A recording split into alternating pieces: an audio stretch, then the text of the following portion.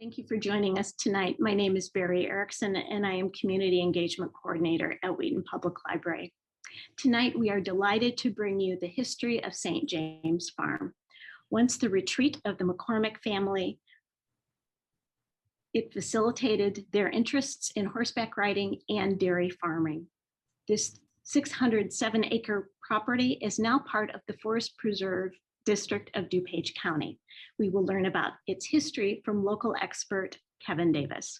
Kevin is the administrator of the Messenger Public Library in North Aurora and volunteers at the St. James Farm Forest Preserve in Warrenville. He has extensively researched and presented papers on both the McCormick family and the history of St. James Farm for the Illinois State History Society's Illinois History Conference. Kevin is a two-time graduate of Dominican University in River Forest, where he earned both a bachelor's degree in history and a master's degree in library science. With so much expertise and important information to provide tonight, I'm anxious to turn the screen over to you, Kevin. Thanks for being here. Okay.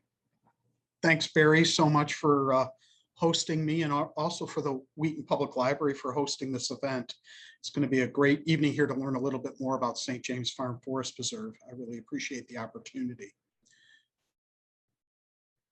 For several decades, St. James Farm Forest Preserve in Warrenville, Illinois, was the private retreat for Chauncey and then Brooks and the Brooks McCormick family.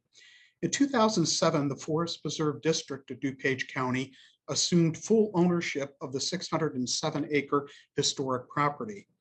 For over 175 years, the property has had some type of agricultural or equestrian presence. This is really an achievement given the suburban sprawl surrounding the property. The preserve story is really, however, in my mind's eye, the story of how it was shaped and influenced by a series of its past owners. Upon entering the property, though, today, I think all of us can really witness the reality of the vision of where we are at today with St. James Farm is really the vision of one man, Brooks McCormick. Brooks McCormick shaped and reshaped his private estate and envisioned preserving it for future generations as open land for the public to enjoy. His sale of the property, the Forest Preserve District of DuPage County, was to an organization that indeed shared McCormick's vision of education, conservation, and recreation. McCormick was a philanthropist by birth and upbringing through his family line dating back to Cyrus McCormick, inventor of the Reaper, and continuing through his father, Chauncey McCormick, and his grandfather, Charles Deering. Now, this brief history of the St. James Farm, it's going to focus in several areas tonight. We'll jump around a little bit, who owned and lived on the property and how each owner shaped the property to fit their needs and lifestyles. A secondary focus is going to be on the background of the buildings that we see when we're walking through the property, and some that perhaps have vanished but were of historical importance for the property. The history is going to highlight the pre-McCormick history with the Jude and Erastus Gary, the 1830s, who homesteaded and farmed the land. The narrative is going to continue in the 1920s during the estate's, what I would call the first golden era for the property, when Chauncey McCormick, Brooks's father, showcased his gentleman farmer's estate, setting a standard for improving the Guernsey cow breed. The second golden era really began in the mid-50s when Chauncey's son Brooks assumed ownership, turning the property into a premier Midwestern equestrian events center. The concluding portion will give just a brief overview of the changeover from the property from a private estate to ownership following Brooks's death in August of 2006. So just to give a brief overview, a lot of you probably know, because we're not too far located from it, is St. James Farm, circled there in red on the slide. And really the sale of this property was a linchpin, I would call it, to connect the Donata, the Herrick Lake, the Blackwell, and then eventually the Warrenville Grove Forest Preserve for continual green belt that really runs along that entire area of Butterfield Road on there. And a lot of you I know go out there jogging, walking, and bike riding along the prairie path. So you're well aware of a lot of the connections between all of these wonderful green spaces we have to enjoy. There's our front entrance to the property. And perhaps this is also the front gate where you pull in to park in the front parking lot. The Gary family lived on the property from 1830 to 1903. Erastus Gary was part of the wave of Yankee New England settlers that migrated to the prairies and the woodlands in northeastern Illinois to seek their fortune and their future.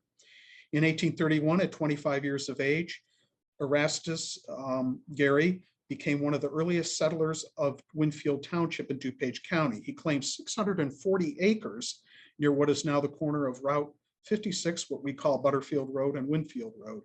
The desirable location included heavy timber, featuring one of the fragmented woodlands of white and red oak, that in fact, some remnants still exist today on the northwestern portion of the St. James Farm property. The site was also chosen due to the fact that it was with water consisting of a stream off of the west branch of the DuPage River. Gary homesteaded the property in the fall of 1831, and for a brief time during the fall of 1831 and up until about spring of 1832, he left the area during his service in the Illinois militia during the Black Hawk War. In the winter of 1831 and 1832, he actually left for a time to go to St. Joseph's, Michigan to teach school. He returned to the spring in 1832 to then begin farming the property with his brother, Jude Gary, who's pictured here to your left, whom he sold half of his land holdings to. By 1848, Erastus turned the entire piece of property over to his brother Jude. Erastus moved closer to the city of Wheaton to tend additional property he owned near the railroad right-of-way for the Chicago, and then what was called the Chicago and Galena Union Railway. Jude eventually married Margaret Kimball and raised 8 children.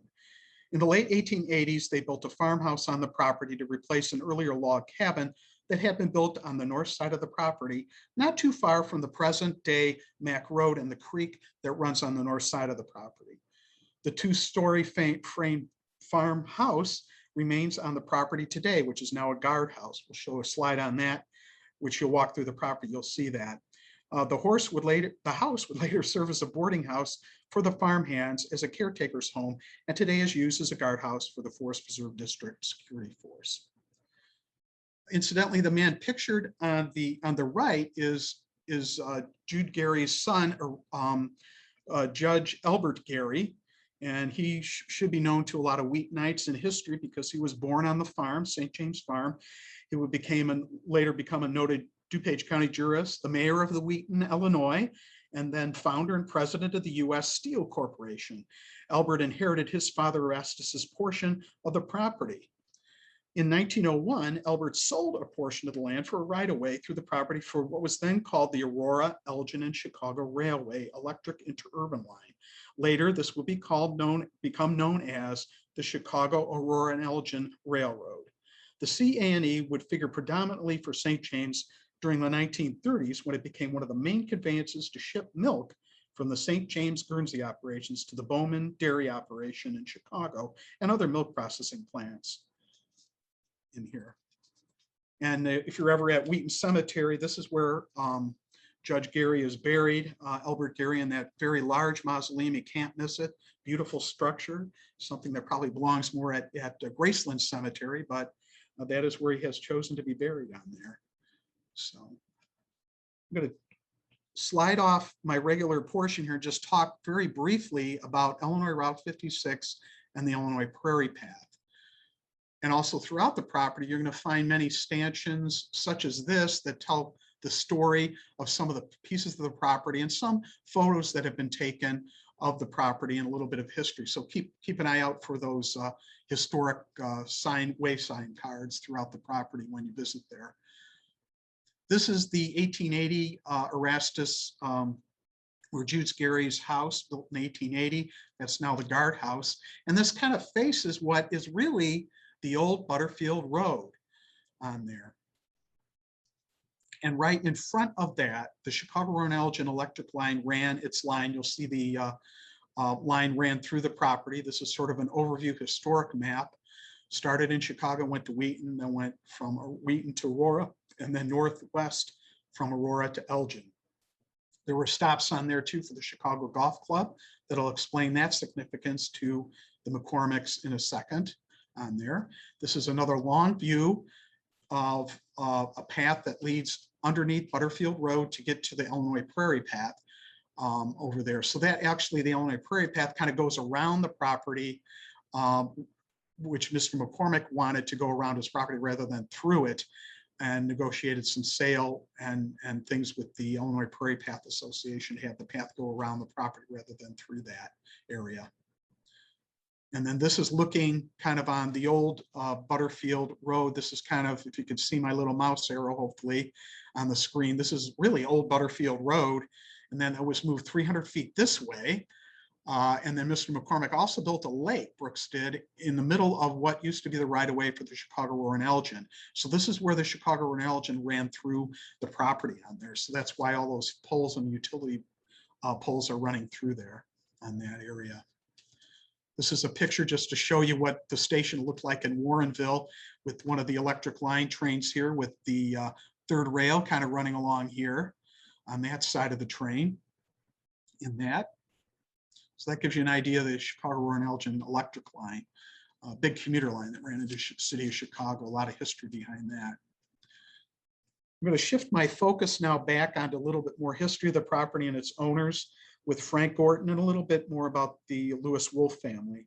So Frank Gorton purchased 203 core acres of the old Jude Gary property from Albert Gary about October 1903 for the sum of about $17,000+. Frank Gorton was a horse breeder, a Chicago businessman who founded the Chicago Edison Company. He was involved in the operations of the Driving Park Race Course and Fair, which today is actually located, if you're near the Wheaton Eye Clinic on the north side, or perhaps you own your home on the north side, near Driving Park Road, that used to actually be Driving Park Race Course and Fair on the north side of Wheaton. But he was also a member of the prestigious Chicago Golf Club, Frank Gorton was on the south side of Wheaton. Gorton also owned a home in the fashionable Prairie Avenue district located in Chicago's south side. In his retirement, Gorton added to his acreage and purchased in 1903, 04, and 06 additional Gary property from the Gary heirs. The property would be developed by Gorton into an elegant country estate. The property itself is vividly described in several articles that appear in the Old Chicago Tribune. One society column in September 1910 issue, the Tribune reports this, quote, "The Frank Gorton House, a delightful Georgian structure with terraces and fountain and courtyards to give it the effect of an ancestral manor home. Mr. Gorton is an ardent farmer, keenly interested in every detail of his farm." And I'm showing you this slide because that's a significant entrance to the farm. This two-gated area was, if you had an appointment or were visiting Brooks McCormick or Chauncey or perhaps Frank Gorton back at the turn of the century, this was actually the main entrance to drive up to the main house. And later on, Brooks McCormick, to your left, where you drive through to get to the parking lot, was actually a deer park Mr. McCormick had. So in the morning, he'd go out there with his cup of coffee, I imagine, warm cup of coffee, and look down, and he'd had a bunch of deer and elk staring at him on his deer pasture out front of his house. So those are things to think about when you're there at their property, what used to be there, some ghosts, I would call it, as they say. So this is right off of Butterfield Road. You drive in there and then drive along the alley of trees up towards the main property up on the hill overlooking the lake up at the top there. These are pictures my grandfather, Frank Schlick, took, and I'll tell you a little bit more about him in a second. He took these in the 1930s, so it gives you an idea what Frank Gorton's house, designed by Jarvis Hunt, looked like during the 1930s when Chauncey McCormick was there. Pretty much two-story house. This is now the pond you see down on the lower right-hand side is still existing today. There are no longer, I don't believe, any swans living in there, but Brooks and I think Chauncey and Brooks had some swans. I think also sandhill cranes were one of the areas that Brooks McCormick also raised a few sandhill cranes that were later donated to the Willowbrook Wildlife Haven, which I believe is part of also the Forest Preserve District of DuPage County. So you can visit some of the another donation by the philanthropist Brooks McCormick there. This is Jarvis Hunt. The house itself was designed by the renowned Chicago architect Jarvis Hunt to construct a country home. The house was described in the June 1911 issue of Chicago Tribune as this: "The house itself, a perfect example of Georgian architecture, the creation of Jarvis Hunt, was built in 1906. It stood on a terrace with a background of a lovely grove of trees and a foreground of a sloping green fields, kind of still there today as you and I look down upon it, where flocks of sheep placidly browse. The Gorton home, of course, would later be occupied by Chauncey and Marion Deering McCormick and Brooks McCormick families.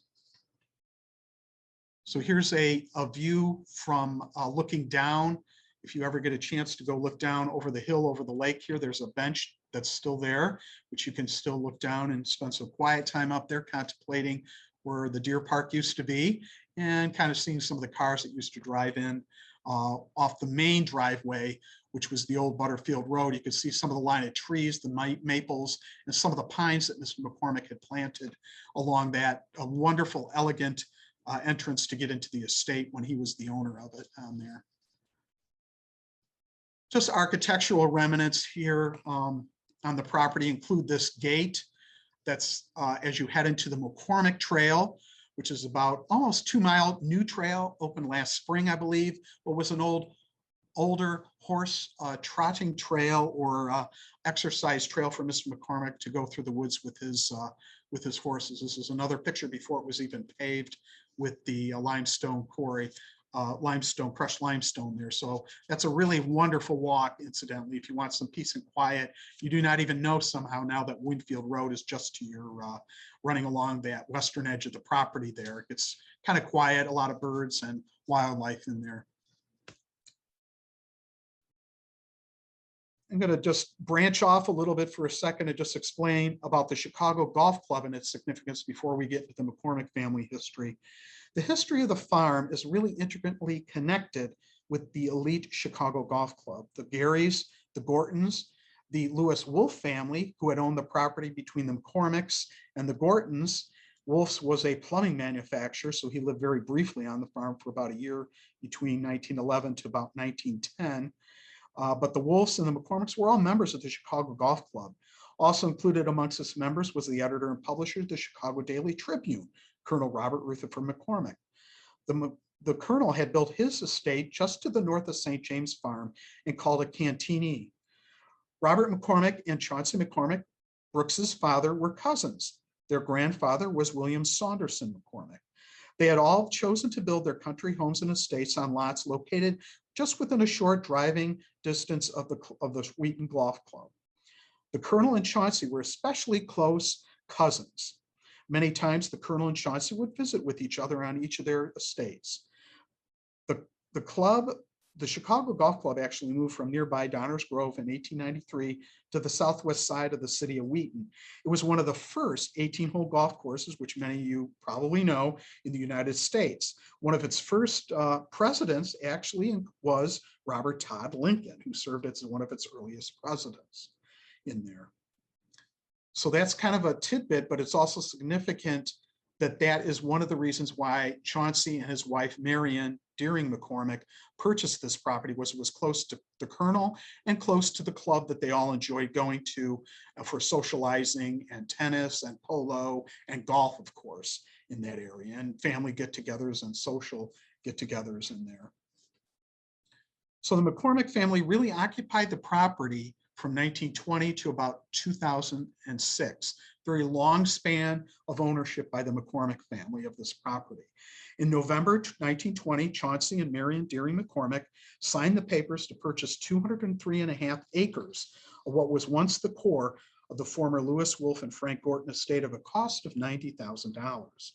Chauncey Brooks McCormick, the new owner of the Wolf estate, was 35 years old at the time. McCormick was the great-grandnephew of Cyrus McCormick, inventor of the mechanical reaper, and founder in 1847, Cyrus was, of the McCormick Reaper Works of Chicago. The McCormick Reaper Works merged in 1903 with the Deering Harvester Company to form International Harvester Company. McCormick's young wife, Marion Deering McCormick, was the daughter of Charles Deering, the founder of the Deering Harvester Company of Chicago, a philanthropist and a very avid art collector in his own right. Chauncey and Marion Deering McCormick had met at one of the many social gatherings held in Chicago and in the Chicago North Shore suburbs. They were engaged to be married in April of 1914. She at the time was 28 and he was 30. Following the end of World War I, they lived for a while and a brief time in France and in Paris. During the war, McCormick has served as captain or during the war, the McCormick had served as the captain in the Quartermaster Corps with the Allied Expeditionary Forces. Following the war, he was assigned to work with a young engineer and a future president of the United States, Herbert Hoover, on the American Relief Administration's Polish post-war relief efforts. Upon returning home to the Chicagoland area, Chauncey would become a member of the board of directors for the International Harvester Company and director of the Miami Corporation, which was an investment company that managed the business and financial and legal affairs of the Deering and the McCormick families. Their offices, incidentally, I believe, are still located 6th floor of the Wrigley Building downtown. He was active, Chauncey was, in Chicago with national, civic, and political affairs, as well as being a philanthropist and an art collector in his own right.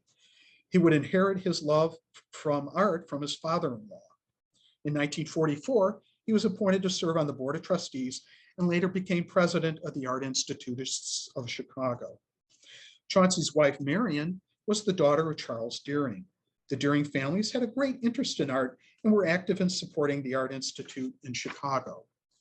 Marion was considered a very gracious lady on her own right, and a philanthropist with connections to the Art Institute, the Children's Home and Aid Society of Chicago, and the Northwestern University.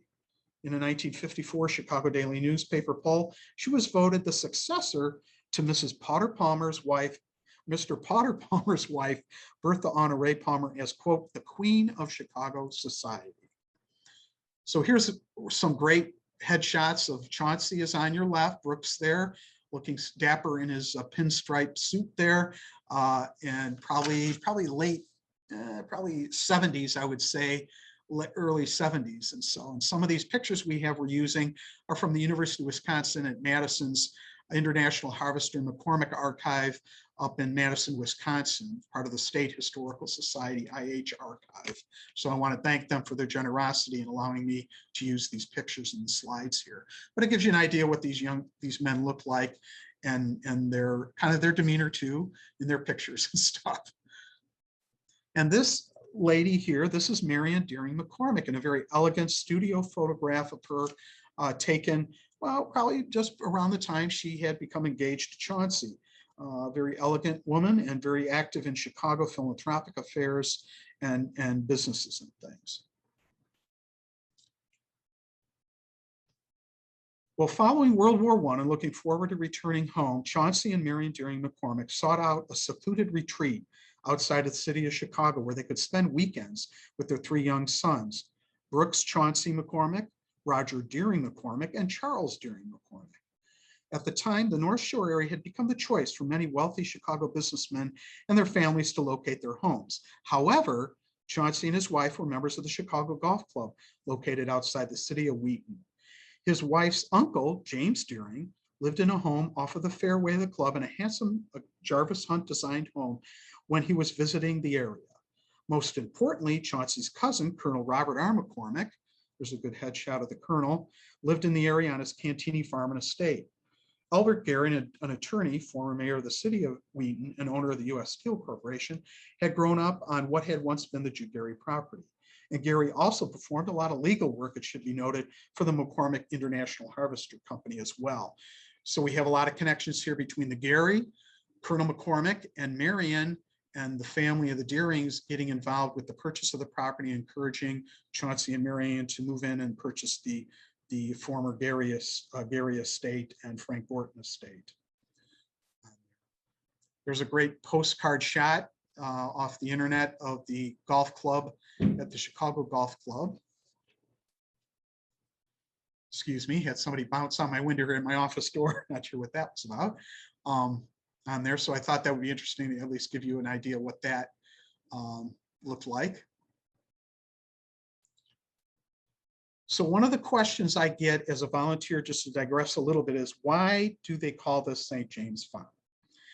As for its origins of the name of the state, the couple, Chauncey and Marion, named their estate after a street in Paris, St. James Street, or Rue Saint-Jacques.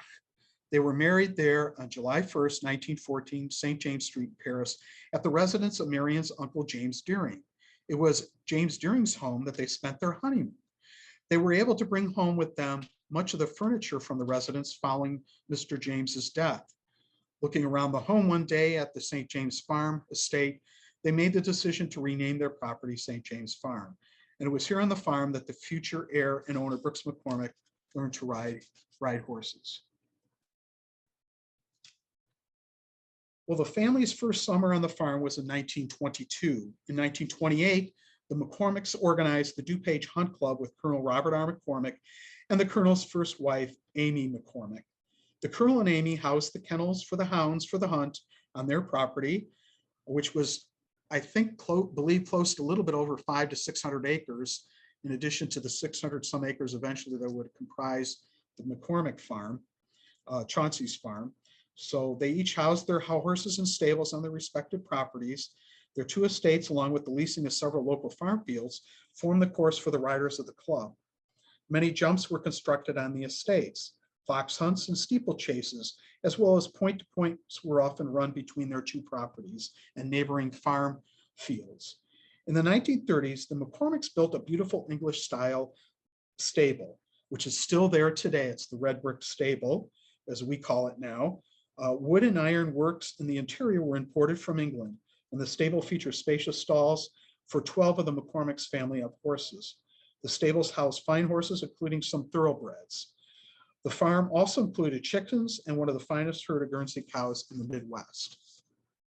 So this is the red brick stable that is still on the property, that was built in 1930.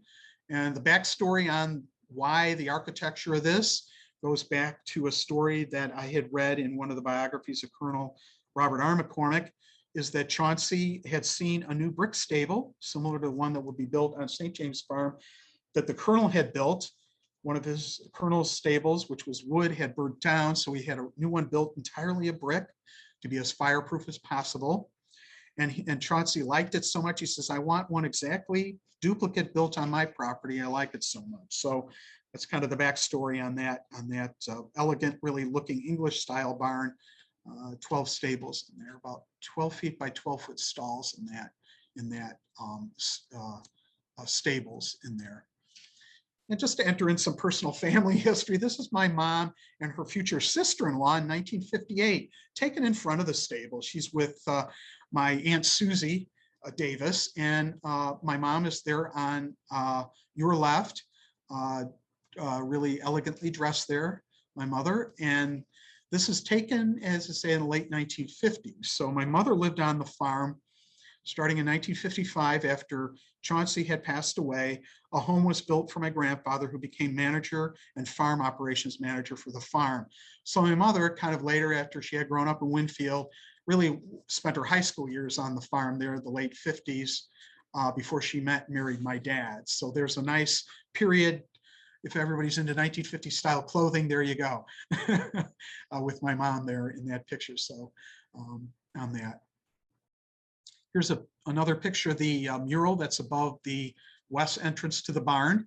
A lot of mystery behind that mural. We're still investigating who was the artist and what are some of the significance to some of the artwork that's embedded in that artwork. We have Eucharistic symbols. We have the corn for growth, wheat for fertility in there. Maybe there's somebody has suggested, well, maybe there's some Masonic symbols in there. So this is one of the mysteries that you're welcome to even help us do some research on if you have any leads on that. So on that.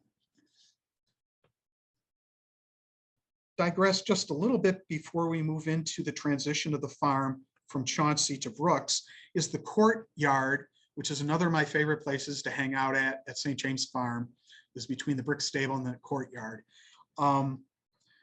What you see in the courtyard there really is Brooks McCormick was interested in honoring his family's connections to the Deering and McCormick companies of Chicago. And to accomplish this, he renovated the red brick stable in 1985. Previously, though, around 1964, he installed an architecturally interesting archway from the former Deering Harvester Works and a portion of the sign from the second McCormick Reaper Manufacturing Works from Chicago's south side were installed in a brick wall in the courtyard outside of the red brick stable. This really creates on the farm, a memorial of sorts to the International Harvester Company and the agricultural economy that once dominated the world economy prior to our current digital age. So this is the archway from the former William Deering Reaper Works. It was on the north side of Chicago off of Fullerton Avenue, where the two branches meet up there on the north side. The Reaper Manufactory sign actually came off the second McCormick Reaper Work Factory, which is on the south side of Chicago off the south branch of the river, where a lot of the railroads converged. You had the steel mills down there that provided the raw materials to build the farm equipment and machinery that the International Harvester was really renowned for. I often tell younger people, if you look at Bill Gates and computers, these McCormicks were really a precursor and millionaires then for an industry that was really, really expanding and growing. And that's where they made all of their money. Whereas the Gateses and all these other people with Apple and Microsoft made their way through the computers and Apple computers and things of that nature. So we have two different industries going on there to explain how people accumulate and made their wealth. So here's another picture of the inner courtyard with Shamus Sears kind of peeking his head out along here, kind of say hi to us. And Shamus Sears is another really elegant piece of artwork Mr. McCormick has spread throughout the property that you'll find there. There's at least 7 or 8 different pieces of artwork. There's a good explanation for all the pieces individually, a whole other slide program we could do on that. But I encourage you to go to read more about Shamus Sears. And this horse was winner of the St. Leger winner in 1945. And John Skeeping is the artist of this elegant equestrian statue that greets all of the visitors as they come onto St. James Farm property on there. So, and this is another piece of artwork. Hope McCormick bought this for Brooks at a Northside art show. It's kind of a brazed copper piece melted together of a horse. And she thought, wouldn't that look nice right in the courtyard? So they built a pedestal to mount it on there. So right elegantly aligned there with the William Deering archway that's on there.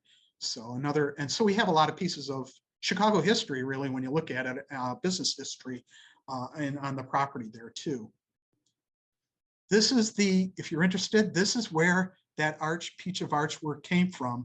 Again, this photo is courtesy of the University of Wisconsin at Madison and the State Historical Society. So this is this huge factory with really a lot of good detail in the picture. This is available off the internet to look at closely, to blow up and really explore.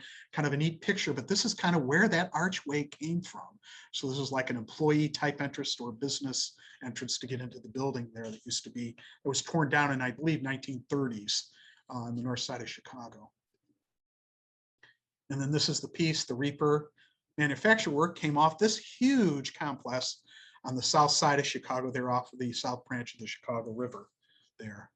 So, and there's our friend Shamus Sears then. I think I already mentioned a few things about that, but really an elegant piece of artwork there that Mr. McCormick actually had recast from England and actually had it shipped over and installed really up near his house originally, near the wooded area.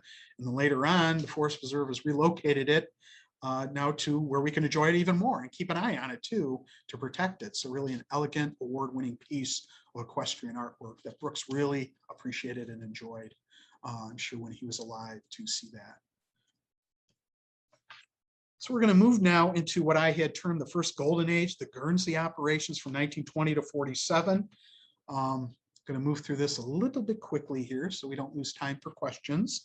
So as you're walking into St. James Farm there headed north, the dairy barn that was probably built 1930s, early 1930s on there. So the Guernsey herd St. James Farm was established in 1926 by not Chauncey, but Mrs. Marion Deering McCormick with the purchase of May Ruse Cherub for a cost of $5,000 at a Chicago livestock auction.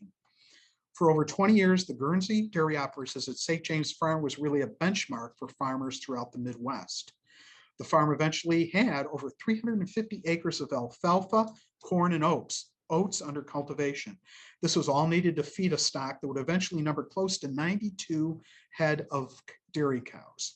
The herd, of course, had to be milked and taken care of on a continual daily basis, at least once in the morning and once in the evening without fail. Probably even a third time in the middle of the day.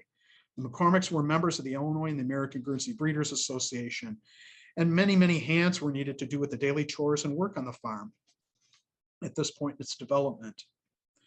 To profile the work that they were doing and to invite local area farmers to learn more about the Guernsey breed, the McCormick sponsored one-day educational forums called field days on the farm. These field days were sponsored by the Northern Illinois Guernsey Breeders Association. The University of Illinois Agriculture Department participated in the events as well. There were 3 field days held, 1929, 35, and 41. The McCormicks freely shared their knowledge with hundreds of farmers, which resulted in increased milk production and quality throughout the entire dairy industry. They sold many of their cows and calves to neighboring farms in the Chicagoland area and throughout the Midwest. The McCormick dairy breeding operation structures are still standing today. We have a large dairy barn, which is shown in this picture, and some more areas where some cows were kept here, connecting the red brick stable to the tool shed and repair shop that was once there. And then here on your right, as you're headed to the milk house, is the bull barn where the bulls were stored. And then on the north side, you have your bull breeding barn, where prior to the days before artificial insemination, they actually bred Guernsey cows on St. James Farm. And the neat thing about this barn, if you get a chance to take a look at it, all the original stanchions for the breeding operations are still intact in this barn, which is kind of unusual. Most farmers just rip that out and things out of their barns so they can make more room for other things on the property. The McCormick dairy breeding operations structures are still standing here. The herd won many awards and ribbons at local and state, regional, county fairs, as well as national Guernsey and dairy breeding competitions and fairs throughout the Midwest. One reporter that covered a 1935 field day event for the magazine Country Life noted that, quote, Mr. McCormick told us he would hate our thinking his farm was just a toy or a hobby. After our field day at St. James Farm, we believe him and admire him for it. So that's kind of the end of the dairy era for St. James Farm on there. There's another north bull barn that's on the property as you're headed to right around the corner. On your right is the Horse and Hound Cemetery, where you can see a lot of Brooks McCormick's original dog, Choo Choo, and Something Special, and I think the story A Lot Blue, which I'll let you read on that stanchion in front of the Horse and Hound Cemetery. So the second golden age of St. James Farm, I think, was the equestrian estate that featured steeplechases that happened on the north side of the property, north of Butterfield Road, between Galusha and Butterfield, 300 acres there, 300 acres on the north side of the property, about 600 plus acres Mr. McCormick eventually had. Well, the 1980s and 90s are considered the second golden age for the farm in terms of the work activities and development of the estate. The first golden age was, of course, with the Guernseys and the DuPage Hunt Club. In 1979, Brooks McCormick retired from International Harvester Company after over 40 years of service. He immediately, upon retirement, turns his attention to his redevelopment of St. James Farm estate and property. These were his post-retirement activities. A very busy guy, let me tell you. The center of his activities was the development and improvement of St. James Farm. He relied upon a large staff and team of farm managers and landscape supervisors. His focus would be on equestrian activities. To assist him, he needed a key hire in this endeavor to be hired to help him out. In 1973, John and Donna Davies, a husband and wife team from England, came over the pond, as they say in England, to help Mr. McCormick out with equestrian activities and programs on St. James Farm's estate. Davies and McCormick teamed up to establish the St. James Farm Therapeutic Riding School for the Handicapped. John Davies was an expert on therapeutic riding for the blind and physically handicapped.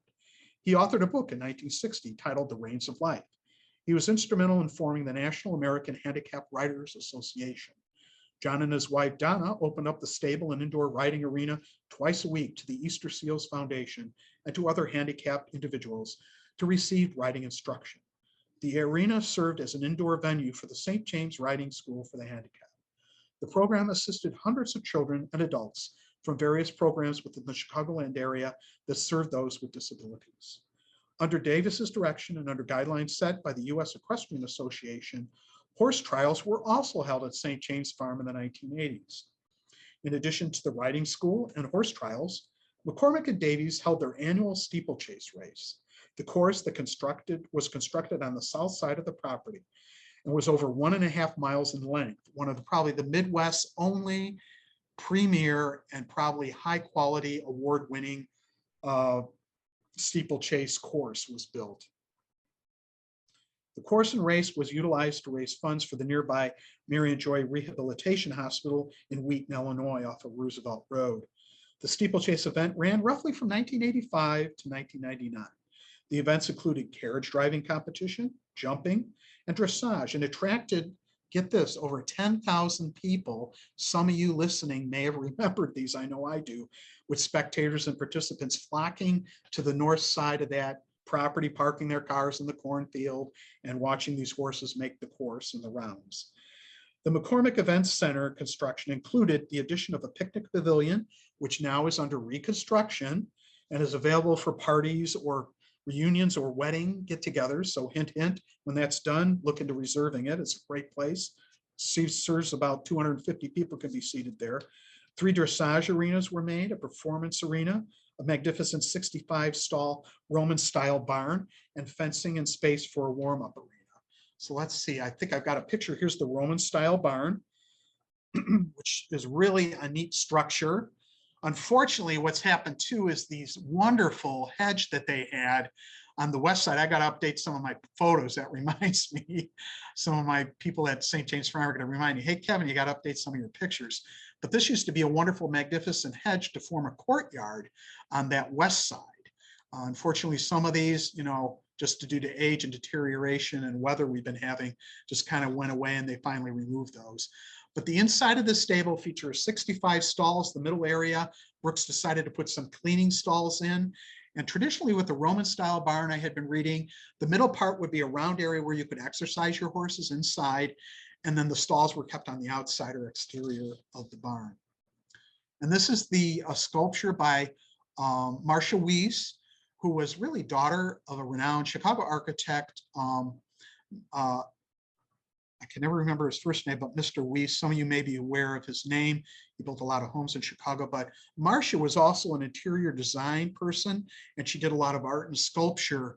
This was a water fountain and water trough meant for horses to come in, kind of at their height, to drink out of and water out of there. So there's another peek of the magnificent stable on here that McCormick built in his retirement, big project.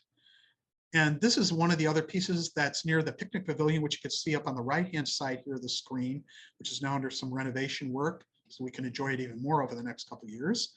And this picture I had taken while they were prior to doing a lot of restoration work on this piece, which is of Something Special.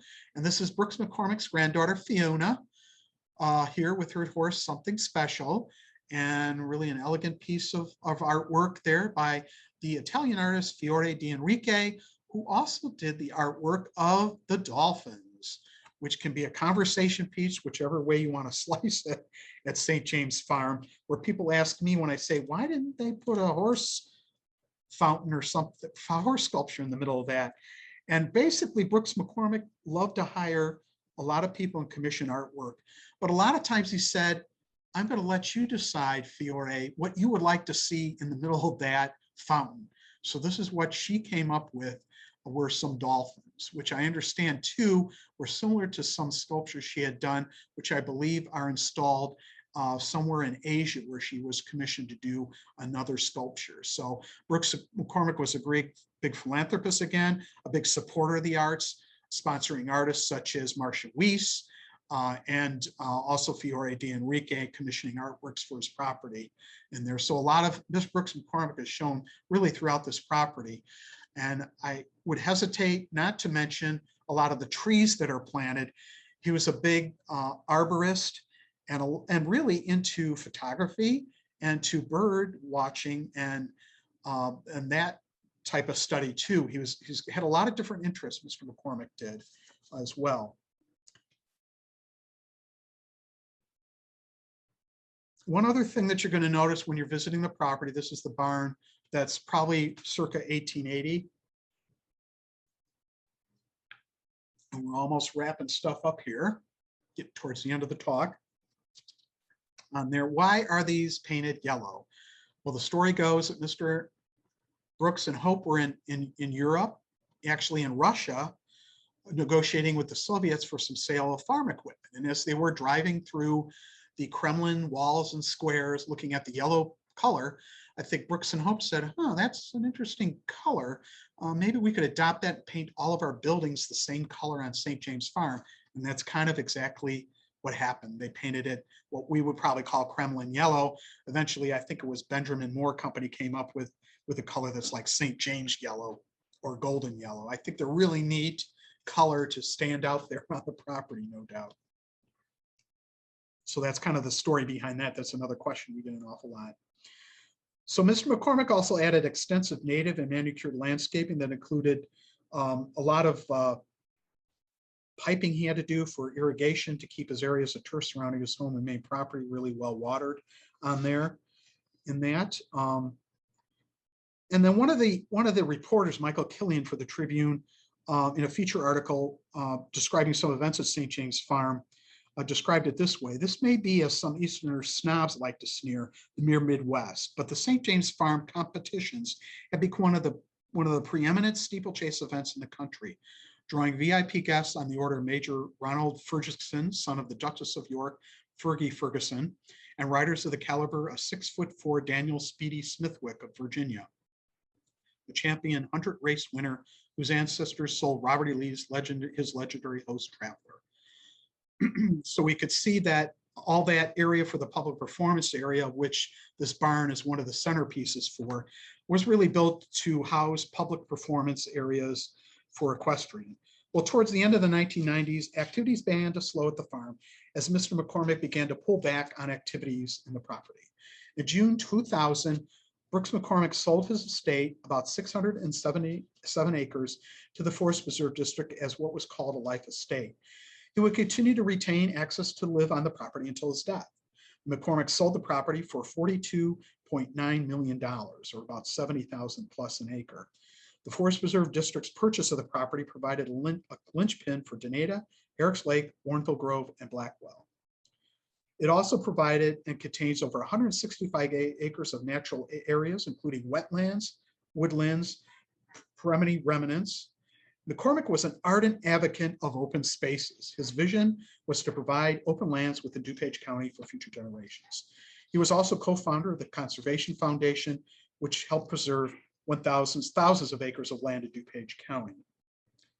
On August 15th, Brooks McCormick died at the age of 89 in Chicago. He is buried on the north side of Chicago at Graceland beside his wife, his son Mark, and his daughter Martha Hunt.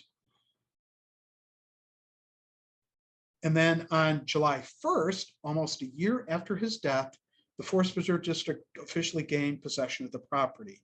In November 2007, following the stipulations set out in Mr. McCormick's will, some of his own personal buildings were demolished per agreement and on the sale. Since 2008, following McCormick's death in 2006, the property has now been open to the public. And I think I should also mention the caboose there, which you'll see. I'll let you go there and read more about the details on that. Way cars, I should say, on that. Kind of talked about John Davies' Reigns of Life book. So that's actually a book he wrote on there. And the elegant indoor arena, which you can go into now, was added on to this first chunk was added on to. This is a kind of a newer picture during the winter months I had taken. And if you have horses and you would like to do some indoor training with them or warm up riding, that's available for about 2-hour slots of time. So if you ever wanted to do that, you'll have to contact the Forest Preserve District in order to do that. We also have a visitors area with some changing exhibits on there and a small room that you can rent out, doing some PR here for the Forest Preserve District, where you can have either some wedding showers or small party get-togethers on this north side, kind of overlooking the river tree alley just to the west of that. So that's the end of my talk. And now we have plenty of time for questions here. And I want to entertain those. So. Yes, thank you so much. Oh, you're welcome. Yeah, yeah. Enjoy doing it. Yep. This was Thank you. great. Just a reminder to people, I will be reading the questions out loud. And so be sure to open up your Q&A. That icon is along the bottom edge of your Zoom window. And we will get started with a couple of these questions, Kevin. When someone is asking, how open is the property? Are we able to go into buildings? That is a very good question. I think the stock answer I get, and I'm a volunteer, I'm not a paid employee of the Forest Preserve District, but I do like to keep up because of my own personal connection when I was a little guy running around on the property with the Forest Preserve District. But the bottom line answer I get from the Forest Preserve is you have to kind of remember we're turning a private estate into a public estate. And when you do that, there's a lot of building codes and restrictions that we have to do to prepare those buildings to be fully open for tours for the public. Some of that, one of the big projects that was just completed was bringing Lake Michigan water connected through Wheaton onto the property. So check, that's been done. The next step has been also making sure we have fire sprinklers and suppression systems, which were not in the property when it was turned over to Mr. McCormick on any of the things in there. So those are the things that have to be worked on to get under code under the DuPage County regulations before we can fully open a lot of the buildings. That said, however, what I will mention is when we have some open public events, and we haven't had this one field day event that I participated in and helped out with a lot of times as volunteer, hopefully that is going to come back. And with that event, we have some equestrian activities going on, and we actually open up the red brick barn and the Roman style barn and the dairy barn for a quick peek inside on those days on there. So that's kind of, hopefully that answers that question. So a lot of the things, and I think the other thing too is they put in a parking lot that was needed. We now have public restrooms and toilets and fountains that you can get into in our visitor center. So those were very important for our visitors that come in there too. So hopefully people understand that for safety and security, and also some ADA accessibility issues you'll find too for people with issues with mobility and getting around the property as well. So. Of course. And actually, it sounds like quite a bit has been done even within the years that it's been owned. A lot. So, yep. Someone has been asked, why was the property sold to the Forest Preserve? Good question. It was sold to the Forest Preserve because Mr. McCormick wanted to see it sold to the Forest Preserve. He was really a philanthropist and wanted to see more open land in DuPage County was his primary focus. And he worked a lot quietly behind the scenes with his people, as they say, and the Forest Preserve lawyers and attorneys and financiers to make sure that his property was turned over and sold to the Forest Preserve District. From my viewpoint, I don't think he wanted to see it turn into another St. James Farm estates with $1 million plus homes put onto it. It was all about wanting to see a desire for more open space in DuPage County. And I was a privilege to meet Dr. Doug Maines, who passed away the past couple of years, who was a close friend with Brooks McCormick. He, along with a bunch of people at the Forest Preserve District and friends from the DuPage Conservation Foundation, worked closely for the sale of St. James Farm specifically and some other open properties in DuPage County.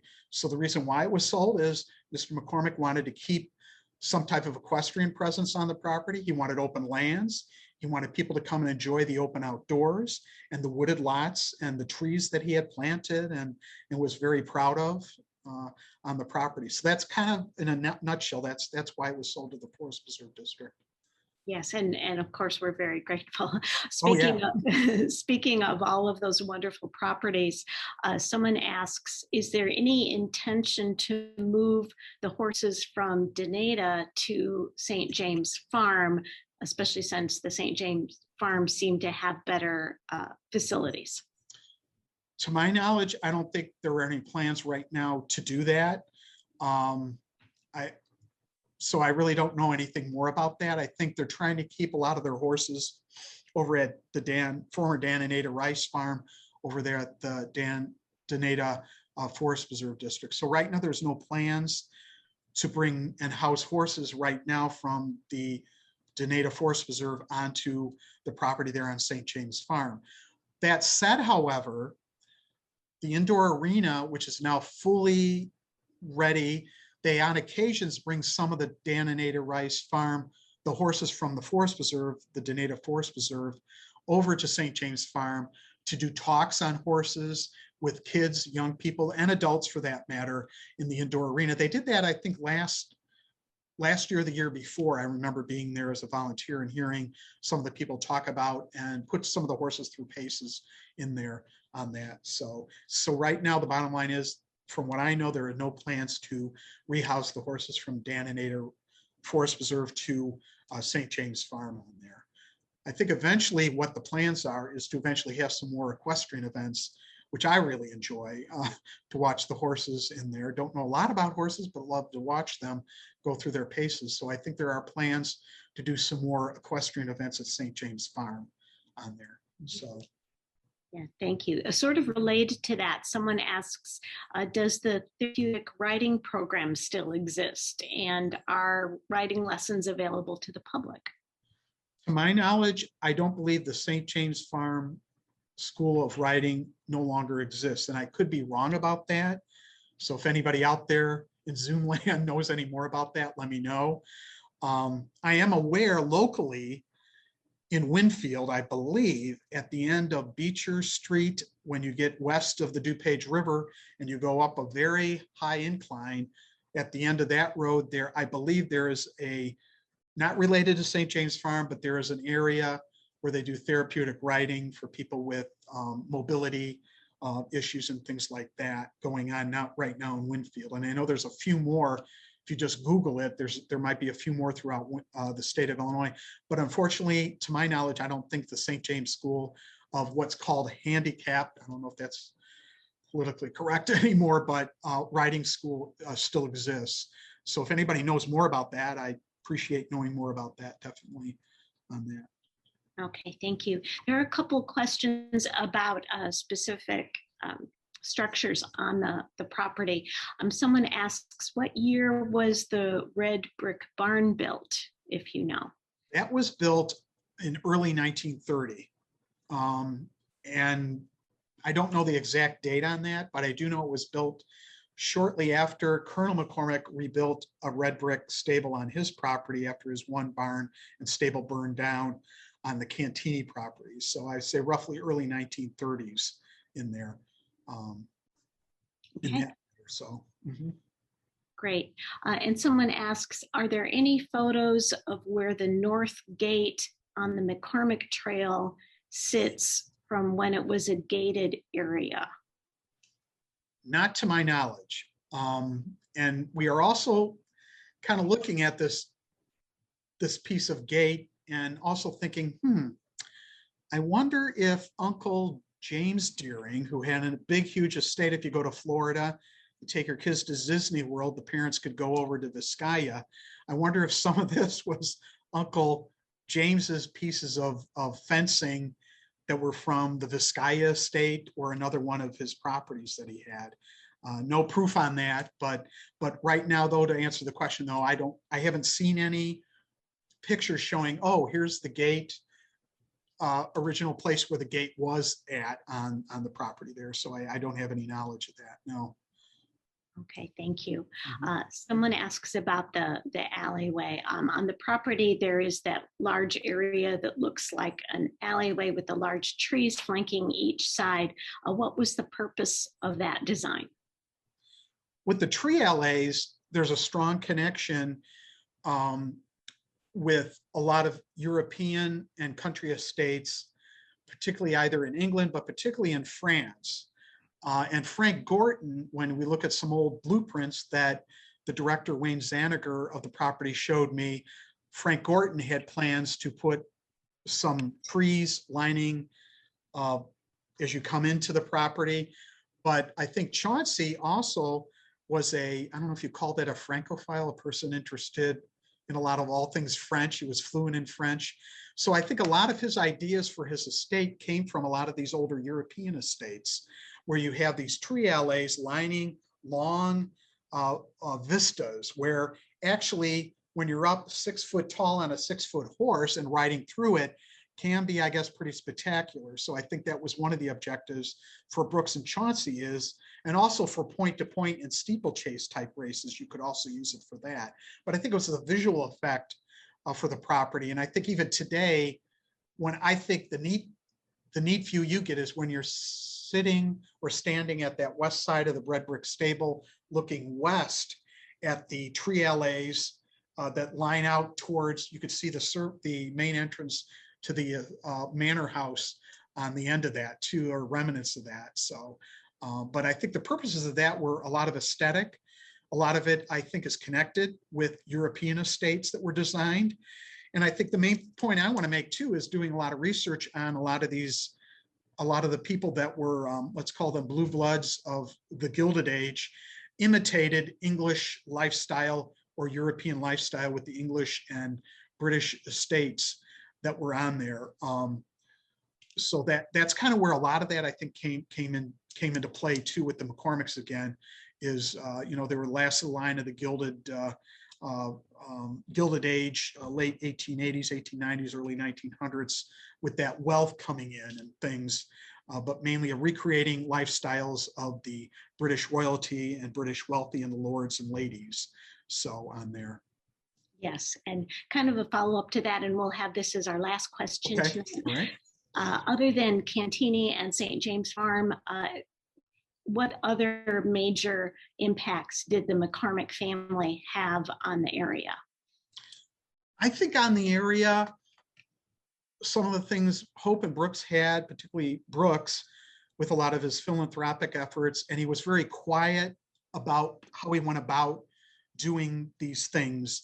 And for example, you go to the Warrenville Historical Society, go in there and take a look at some of the artwork Brooks donated to great, not Ivan Albright, but Ivan's Albright's father, Adam Albright, two magnificent portraits there. Go to the Warrenville Public Library. There's some artwork there that I think were donated to the city of Warrenville on there. So I think also Mr. McCormick donated some money to support the Warrenville Historical Society. Go down to the Art Institute for the Chicagoland area. Go to the American Art area. You are going to see a lot of artwork with Brooks McCormick donated by him or his estate down there too. And then also the Lincoln Park Zoo.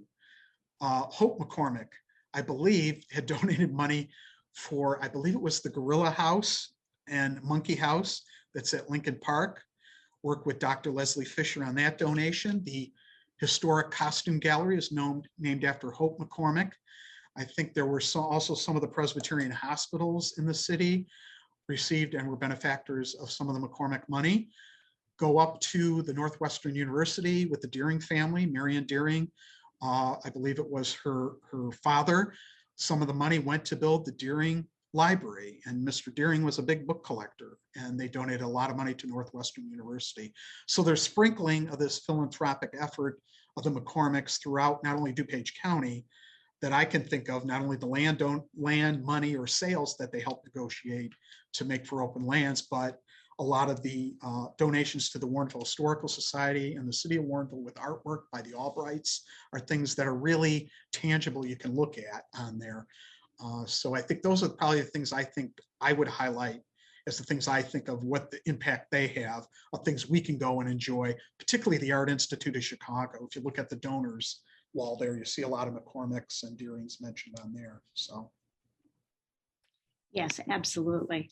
A lot of impact there. Well, thank you so much, Kevin, for this wonderful presentation. A lot of time and effort goes into that. You sent me the links to the St. James Farm Forest Preserve's website, as well as a number of links to other resources, and I will be sending those out to everyone who registered for this program in an email later tonight. If you are watching the recording of this program at a later date and would like those links, please email me at ce@wheatonlibrary.org. That's CE for Community engagement at wheatonlibrary.org, and I would be happy to send out those links to you. But with that, I think we are done for tonight. Again, thank you so much for all that You're wonderful, welcome. very Thank you for your interesting attention. presentation. Thanks. And thank you to everyone tonight. And we hope to see you again soon. Take care, everybody.